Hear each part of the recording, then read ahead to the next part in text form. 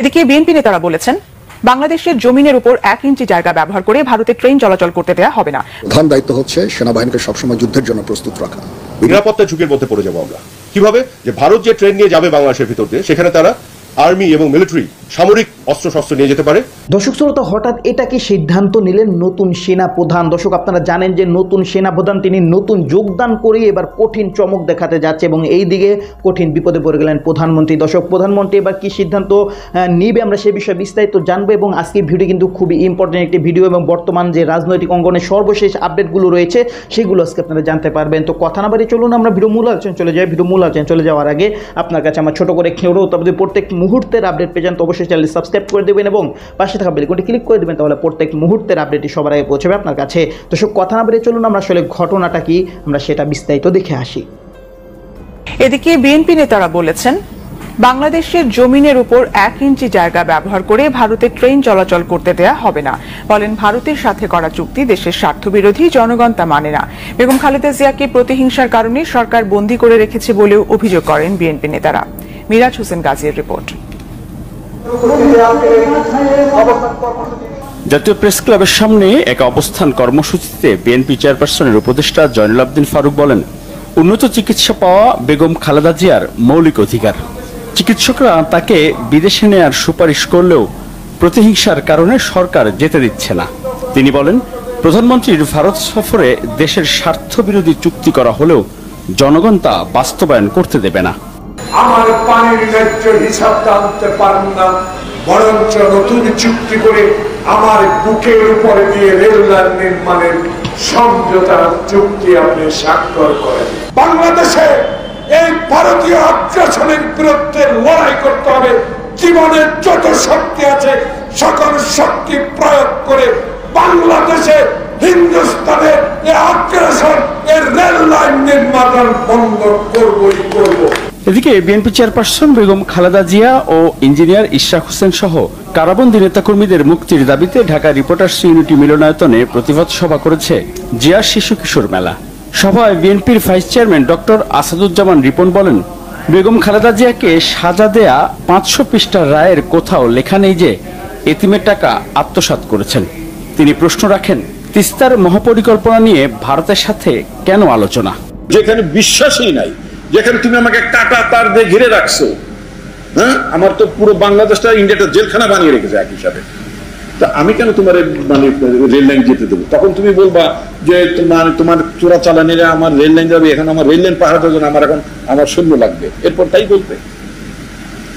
সেটা বলুক আর না বলুক, আমার স্পষ্ট কথা, আমি বিবিসির সাথে সাক্ষাৎকারে বলেছি, বাংলাদেশের জমিনের উপর দিয়ে 1 ইঞ্চি জায়গা ব্যবহার করে ভারতীয় রেল এখানে চলতে পারবে না। অন্যদিকে চট্টগ্রাম বিভাগীয় শ্রমিক দলের উদ্যোগে বুনিয়াদী কর্মশালার উদ্বোধন করেন বিএনপি স্থায়ী কমিটির সদস্য নজরুল ইসলাম খান।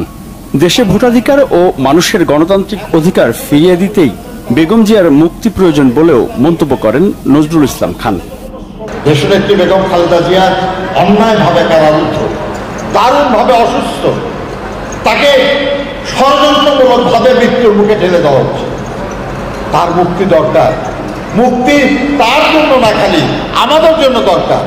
কারণ এই বাংলাদেশে স্বৈরাচারের বিরুদ্ধে লড়াই করার সবচেয়ে বেশি অভিজ্ঞতা তার, বিজয় হওয়ার অভিজ্ঞতা তার, আন্দোলন সংগ্রামে বিজয়ী হওয়ার তারই অভিজ্ঞতা সবচেয়ে বেশি। এই অভিজ্ঞ নেতৃত্বের দরকার আছে আমার।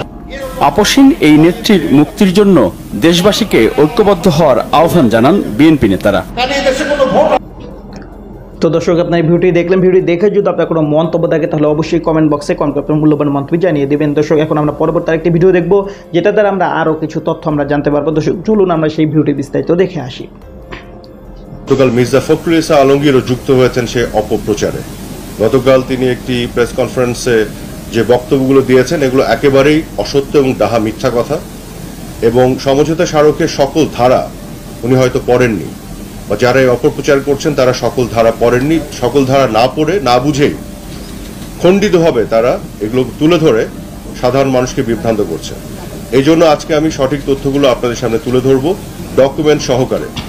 যে কথাগুলি বলা হচ্ছে যে বাংলাদেশের বুক চিরে ভারতীয় ট্রেন এক প্রান্ত থেকে আরেক প্রান্তে যাবে, বুক চিরে যাওয়ার যে বিষয়টি। কিন্তু এই সমঝোতা স্মারকে এটিও বলা আছে যে ভারতের মধ্য দিয়েও বাংলাদেশের ট্রেন নেপাল এবং ভুটানে যাবে, এই সমঝোতা স্মারকে বলা আছে। এবং নেপাল এবং ভুটান থেকে বাংলাদেশের ট্রেন বা তাদের ট্রেন ভারতের মধ্য দিয়ে বাংলাদেশে এসে মংলা পোর্ট বা চিটাগং পোর্ট ব্যবহার করবে। তারা কিন্তু এখন কলকাতা পোর্ট ব্যবহার করে, অর্থাৎ আমাদের পোর্টগুলোকে আমরা লাভজনক করব। তাহলে কি আপনি বলবেন যে ভারতের নতজানু পররাষ্ট্রনীতি হয়ে গেল? তারা তাদের কলকাতা পোর্টকে বঞ্চিত করে বাংলাদেশের পোর্টকে লাভজনক করে দিচ্ছে। বিষয়টি কিন্তু আসলে আঞ্চলিক সহযোগিতার বিষয়, রিজিওনাল কানেক্টিভিটির বিষয়। তো এই বিষয়গুলো না বুঝে এই অসত্য কথাগুলি বলা হচ্ছে। তাহলে আরেকটি জিনিস দেখেন কিভাবে তারা হাইড করে গেছে। এটা একটা বিশাল অর্জন আছে আমাদের এই সমঝোতা স্মারকে।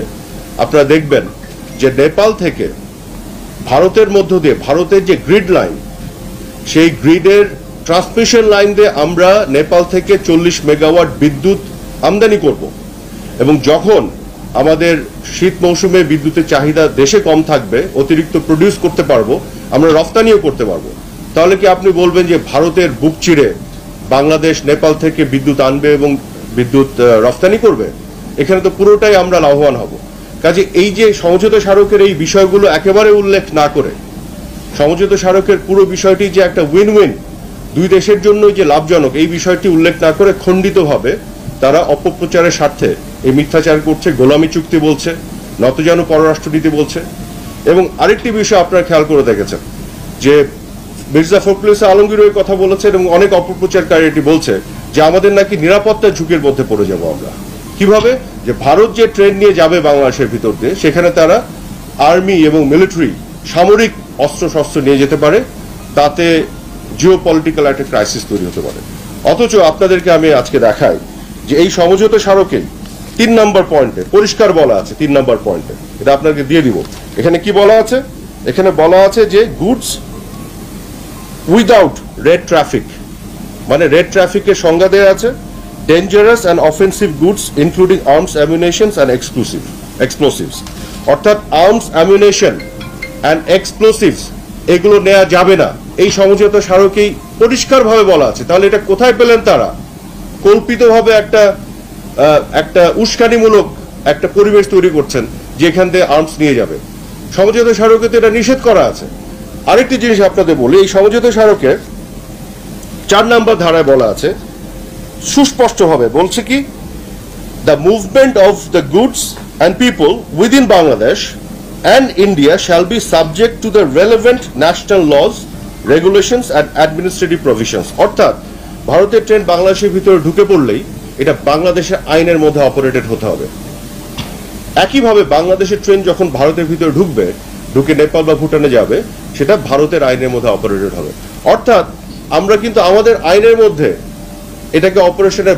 মায়ানমারের সাথে আমাদের রোহিঙ্গা ইস্যু ছাড়া there is no other issue. আমরা চাই যে তারা এই রোহিঙ্গাদের ফেরত নিয়ে যাক, তাছাড়া তাদের প্রতি আমাদের অন্য কোনো ধরনের বিদ্বেষ বা কোনো ধরনের সমস্যা আমি দেখি না। So we are engaged with them. এবং ডিফেন্স ডিপ্লোমেসি একটা জিনিস বলে একটা কথা আছে, যখন দুই ফোর্সেস একে অপরের সাথে কমিউনিকেট করে, সেই ফোর্সের পক্ষে হঠাৎ করে যুদ্ধ শুরু করা ভেরি ডিফিকাল্ট, এটা হয় না, ঠিক আছে? এই জন্য ডিফেন্স ডিপ্লোমেসিও ইজ ভেরি ইম্পর্টেন্ট। আমরা তাদের সাথে এঙ্গেজড আছি, সবসময় কথা বলছি এবং শান্তিপূর্ণ উপায়ে আমাদের এই রোহিঙ্গা ইস্যুটা আমরা চেষ্টা চালিয়ে যাচ্ছি। সেনা প্রধান হিসাবে আমার প্রধান দায়িত্ব হচ্ছে সেনাবাহিনীকে সবসময় যুদ্ধের জন্য প্রস্তুত রাখা, বিভিন্ন ভবিষ্যৎ চ্যালেঞ্জের জন্য প্রস্তুত রাখা। সেই কাজটাই ইনশাআল্লাহ আমি করে যাব। সেনাবাহিনী ইনএড টু সিভিল পাওয়ারে তার দায়িত্ব পালন করে। যদি সরকার আমাদের সেই দায়িত্ব দেয়, ওই দায়িত্ব আমরা নিষ্ঠার সাথে পালন করব। দুর্যোগ মোকাবেলায় যখন সরকার আমাদের নিয়োগ দিবে, ইনশাআল্লাহ আমরা সেই সমস্ত দায়িত্ব।